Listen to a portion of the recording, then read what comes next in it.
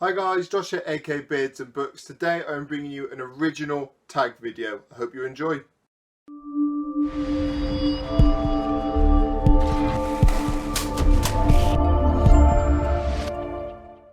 So as I mentioned guys, this is an original tag idea. This is one I've been working on for the last couple of weeks since I started putting videos up on Booktube. A lot of Booktube newbies do their own tag. It seems to be a really good way of getting yourself more out and involved in the community, so I wanted to try myself. I'm calling this one the Road So Far tag. I'm a big Supernatural fan, so those of you out there that are as well, you'll know why. What this is a tag for my road so far with books and with booktubes. This is a tag for new booktubers, old booktubers and everything in between. So I put together a list of 8 questions exploring my history with books and with Booktube and what I want to plan for the future as well, which obviously will apply to any of you that want to do this tag in the future, which I hope you do. Let's begin. So question number 1 for the Road So Far tag: if you could pick a fictional world to live in, what would you choose and why? I actually found this one quite tough when I was working on my answers. The obvious one for a lot of people is going to be Harry Potter, getting to go to Hogwarts. The first one that came to mind was the world of Game of Thrones, but I thought I wouldn't last more than a day in Westeros, so I thought that's probably a bad idea. But then I settled on Ready Player One and the world of the Oasis. Now I loved reading Ready Player One, which I read for the first time last year. The world of the Oasis just seemed really brilliant, really powerful. As a gamer as well, it seemed amazing that you could literally just put this virtual world on and go into anywhere that you wanted to go. The beauty of the Oasis, which is slightly a cheat, means I can go to Hogwarts, I can go to Westeros, I can go to any world in any book, game that I've read. I can go to space and sail through space in Star Trek. I can become a Jedi in Star Wars, and that to me is as appealing as it comes. Any of us that love books love the stories and the worlds that you escape into, and for me, there's none better than the Oasis. Question number 2. What solo book or series has surprised you the most? I'm going to split this into 2, so I'm going to do a solo book that really surprised me, and I'm also going to do a series that really surprised me, so feel free to do the same. So the solo book for me would have to be To Kill a Mockingbird by Harper Lee. Those of you that follow me on social media, which I hope you do, will have seen a lot of posts about this recently. I've had quite a strained relationship in the past when it comes to classics. This is the first one that I've read, and I've been just so invested in the story. I've loved the characters, even the way that the story is told, I've just found brilliant. So if there are any of you out there that aren't too aware or haven't read To Kill a Mockingbird before, I'll give a brief overview but without any spoilers. So the story is set in the deep south of America in 1930s. It's at a time where racial segregation is still at a really bad and really high level.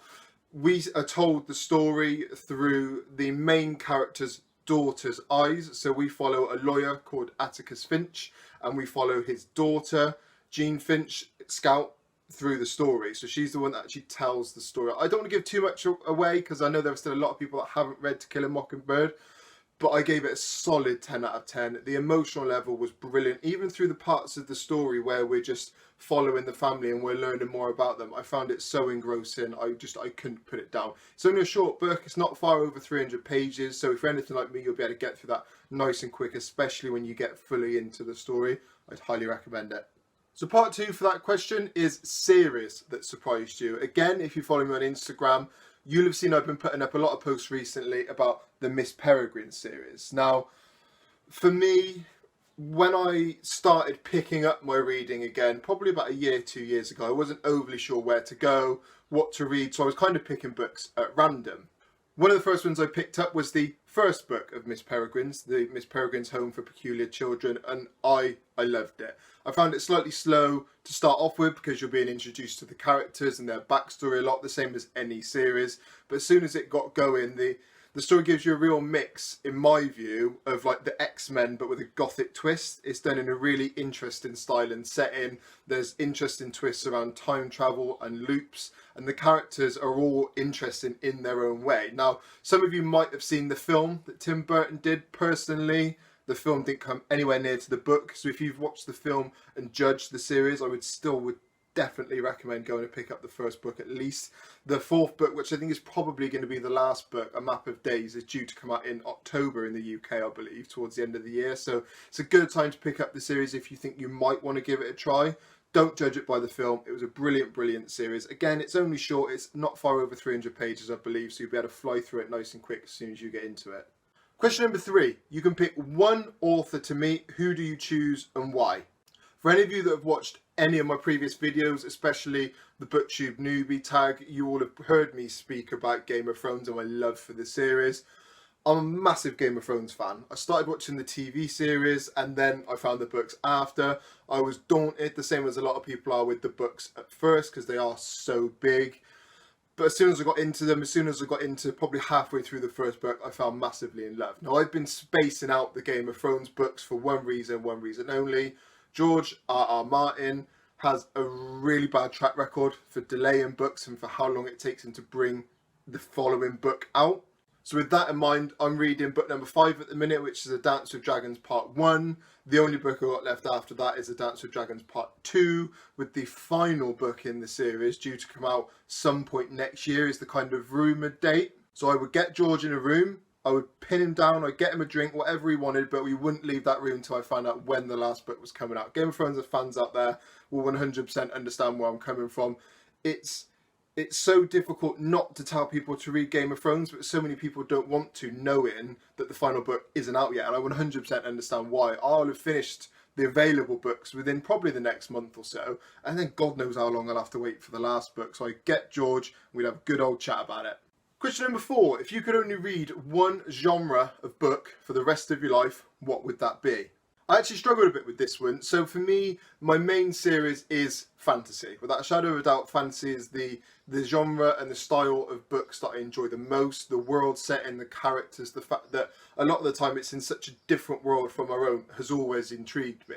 But I'm also the first to admit that sometimes fantasy books can be difficult to get into. When you're going into a whole new world with new characters, new races, everything is completely different. It's tough to read. So I did start thinking, would I prefer a science fiction style, even like a YA science fiction style or a YA dystopian style, like Chaos Walking Trilogy, for instance. But for me, it would have to be fantasy. Following on from that, so question number 5. What genre do you rarely read but wish you could read more? So there's one genre that springs to mind for me. I've been trying more and more recently to get into thriller books of any sort of style, really. I've always enjoyed thrillers, but I've never known the best authors to try, where to look, what stories and series to pick at. I've been amassing more and more thrillers recently. I've got a local charity shop that does a great deal on books, so whenever I go past, I stop in for a look to see what they've got. So I'm definitely planning on at some point, probably towards winter time, starting to plough through a load of books. I'll probably do some sort of winter thriller TBR where you can help me pick, essentially. But I think thrillers would have to be the style that I know I should read more of, and I always enjoy it when I do. I just don't really know where to start. So question number 6. What's the most intimidating solo book or series you want to read but haven't been able to? So again, I'm going to split this into 2 parts. So I'm going to show you a solo book and a series. For the solo book, that would have to be It by Stephen King. So this is a book I've wanted to read for a long time. Again, if you've seen my other videos, you've heard me speak about how I'm building up to it, essentially. I'm doing a lot of the smaller Stephen King books, building up to this one. This one's over 900 pages. It's a very big book. It'll be the biggest book that I've read in a solo book. Plenty of books that are split into 2. Obviously, I've gone through, but with this being one mammoth book, I am intimidated by it. I've always really enjoyed the story of It. And the original TV movie and the remake, really enjoyed them. I find the character of Pennywise really intriguing and scary as well. So I really want to read the series. I'm definitely going to at some point this year. I'm just building myself up to it. In terms of series that I'm intimidated by, there's one that comes to mind straight away. Fantasy fans out there, you'll have all heard of it. It's The Wheel of Time. So The Wheel of Time, for those of you that don't know, is an epic fantasy series. It's spread over 14 books, which is why it scares me. So this was originally written by Robert Jordan, who sadly passed away before the last book could be finished. Now, Brendan Sanderson actually finished the last book, who again is a very well-known and very popular author in the fantasy series. Now, I actually picked up the first book in the Wheel of Time series, Eye of the World, from a friend not too long ago. She said, you know, try and get into it if you love Lord of the Rings, if you love Game of Thrones. This is just, it's that next level up. I really struggled with it. I got probably 100 pages in. It took me about a week to do that, whereas usually I do that in a day or so for a book that I'm enjoying. And I've been really scared to go back to it ever since. Now, I know that I will most likely really enjoy the series if I can get into it, especially with Game of Thrones coming to an end for me. Having something that's 14 books gives me a lot of time to be able to really get engrossed in the series. But again, the fact that it's 14 books scares the hell out of me and stops me getting into the series. It's definitely one I want to try at some point. The problem is I'm accumulating so many books.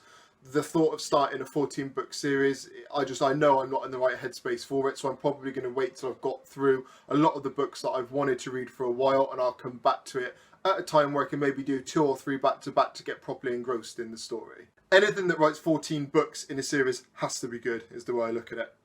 Question number 7. If you had to recommend one book or series above all others to the rest of Booktube, what would you recommend? Again, without trying to sound like a stuck record, it'd have to be Game of Thrones to me. I'm not going to go on about it for too long, but the world building, the characters, the plot twists, the level of fantasy, everything is just done to such an engrossing level. I've never read a book where one line in the very first book means so much in the fourth. Even the things that you think are small and insignificant along the lines play such a big part, and it's so well written by George R.R. Martin. I can't help but recommend it to everyone. I've had a lot of questions come from people that want to read the Game of Thrones series but are maybe intimidated and not sure where to start. So just so you know, what I do with Game of Thrones is I tend to find the first half or third of the book slightly slow, usually, depending on which book it is, because it's the build-up and it's essentially what's going to happen next. So I go about it 2 ways. Sometimes I will just try and power through. I'll aim to do 50-60 pages a day at least, and then within a week you're right where you want to be. You're in the middle of the story and everything's blowing up. Second option, and something I've started doing recently, is I will do a YA book or an easy read book along at the same time as Game of Thrones. So at the minute I'm doing a book called The Power of Five, Raven's Gate by Anthony Horowitz, which is like a YA demonic sci-fi style book. A really easy read comparing it to Game of Thrones. So if there are times I'm feeling a little bit washed out from Game of Thrones, I'll go onto my YA book, I'll read a couple of chapters of that, and I'll come back to Game of Thrones the next day. Something else to suggest, more for graphic novel and comic book fans out there, if you haven't read Game of Thrones, there is also the graphic novel editions. These are brilliant, the artwork's great, it follows the same story, just obviously a more condensed version. But if you want to get into Game of Thrones, maybe start with these and you can go on to the books after. Final question, question number 8. What are your reading plans and Booktube plans for the next 6 months? So for me, my Booktube plans and my reading plans are aligned at the moment. The more I put content out on Booktube, obviously still being relatively new, the more I'm thinking about what I want and need to read for future videos, and also just stuff that I want to read. So I want to read at least another 30 books. That's the target I've set myself, which I should be able to do comfortably, but there are twists to that. So like I said, I want to read more thrillers. I'm also going to do a Stephen King challenge month at some point where I'm going to try and read through as much Stephen King as I possibly can. I'll probably do a little video on that at some point where I can get suggestions from King fans that have read more than me on what are the best books to read, so look out for that.